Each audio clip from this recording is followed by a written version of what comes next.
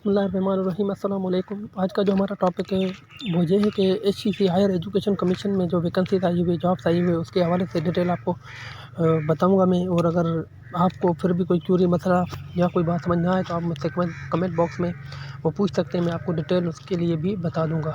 और क्योंकि वीडियो लंबी ना हो जाए इसलिए मैं कोशिश करूँगा जल्दी से जल्दी वीडियो को वाइंड अप करूँ।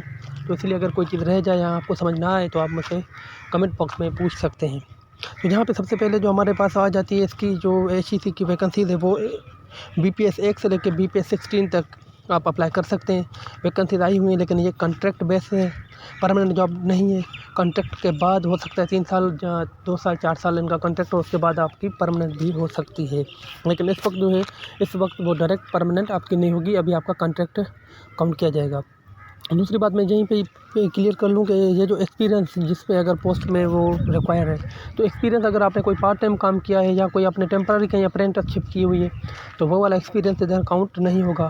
प्रॉपर अगर आपने कोई मतलब वर्किंग आवर में कोई काम किया है और आपके पास प्रॉपर कोई एक्सपीरियंस है तो वो काउंट करेंगे। तो सबसे पहले हम यहाँ पे आ जाते हैं, तो हमारे पास जो आता है ये आपके पास सीरियल नंबर आ जाता है और उसके बाद नेम और बीपीएस, वो नाम और जो बेसिक पे स्केल है पोस्ट का वो जहाँ पे दूसरे कॉलम में शो हो रहा है। और तीसरे कॉलम में डोमिसाइल और कोटा जो है आपकी जो ओपन मेरिट है, ओपन मेरिट मतलब पूरे पाकिस्तान के लिए कहीं से भी आप अप्लाई कर सकते हैं। बाकी जो कोटा है जहाँ पे पंजाब या वैसे इस तरह कोई ICT वगैरह लिखा हुआ है या कोयटा लिखा हुआ है, तो ये सिर्फ उन इलाकों के लिए ये कोटा जो उस इलाके के रहने वाले हैं या जिसके पास उस पंजाब का या उस वहाँ का डोमिसाइल होगा वही अप्लाई कर सकते हैं। और कोई नहीं अप्लाई कर सकता। अगर आप अप्लाई करेंगे भी तो आपके चालान की फ़ीस जो है वो बेकार जाएगी। उसके बाद यहाँ पे आपका क्वालिफ़िकेशन एंड एक्सपीरियंस बता रही है कि कितनी क्वालिफ़िकेशन है होनी चाहिए और कितना एक्सपीरियंस होना चाहिए। यहाँ पे आपकी जो एज की लिमिट है वो शो हो रही है 21 साल, मिनिमम जो है इसके लिए 21 साल है और मैक्सिमम 35 साल तक है। तो ये आप पढ़ लीजिएगा। अगर आपको इसमें कुछ समझ ना आए तो मुझसे आप पूछ सकते हैं, क्योंकि अगर मैं इसको डिटेल में बताऊंगा तो वीडियो लंबी हो जाएगी। उसके बाद जो आ जाता है हमारे पास ये 8 सीरियल नंबर तक, 8 से ऊपर जो 9 से लेके नीचे 14 तक सीरियल नंबर है, इसके लिए कोई चालान फ़ीस नहीं होगी, ये फ्री ऑफ कॉस्ट आप अप्लाई कर सकते हैं। लेकिन 9 सीरियल से ऊपर पहले तक या पहले से 8 तक अगर आपने अप्लाई करना है तो उसकी आपको ने 600 रुपये चालान फ़ीस है इसकी, और आपने वो उसकी जमा करानी होगी और आप उसके बाद ही अप्लाई कर सकते हैं। उसके बाद यहाँ पे आपके पास आ जाते हैं इंपॉर्टेंट इंस्ट्रक्शंस जो आ जाते हैं। तो अगर इसके लिए कोई हार्ड कॉपी वगैरह आपने कोई टीसीएस वगैरह या पोस्ट के ज़रिए डॉक्यूमेंट्स नहीं भेजने, आपने ऑनलाइन अप्लाई करना है।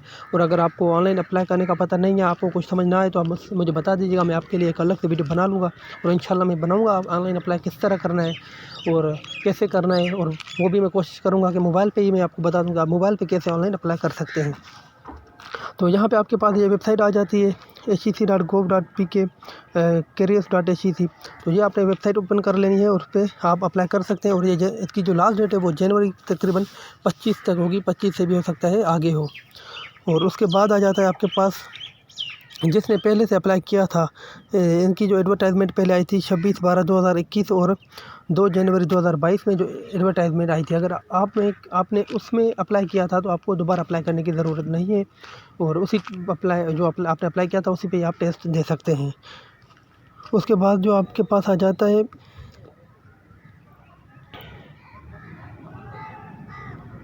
और उसके बाद यही वही पॉइंट लिख रहा है इधर कि आपने जो है इसकी हार्ड कॉपीज़ या CV वगैरह आपने नहीं भेजनी। उसके बाद जो डिटेल है जो आपकी वो इसकी HEC कैरियर वेबसाइट पे अपलोड है, आप वहाँ से डिटेल देख सकते हैं। अगर आपको समझ नहीं आए तो आप मुझे बता देना, मैं आपके लिए कोई वीडियो बना लूँगा फिर एक और उसके बाद ये चालान फ़ीस इसकी 600 रुपये है जो आपने डिपॉज़िट करानी है और उनका अकाउंट नंबर यहाँ पे शो हो रहा है, ऑनलाइन ये डिपॉज़िट होगी यहाँ पे। और उसके बाद आ जाता है कि जो ऑलरेडी गवर्नमेंट सर्वेंट हैं तो अगर उन्होंने अप्लाई करना है तो प्रॉपर चैनल मतलब आपने NOC अपने डिपार्टमेंट से लेके फ्री अप्लाई कर सकते हैं, आप इस तरह नहीं कर सकते। उसके बाद कह रहा है कि 5 साल की एज रिलैक्सेशन भी है इसमें, लेकिन उसके लिए कोई मतलब जो शर्त शराइत है वो आपने इधर पढ़ लेने। गवर्नमेंट रूल के मुताबिक एराज का ऐसा होता है, उस हिसाब से आपके वो 5 साल की रिलैक्सेशन भी मिलेगी।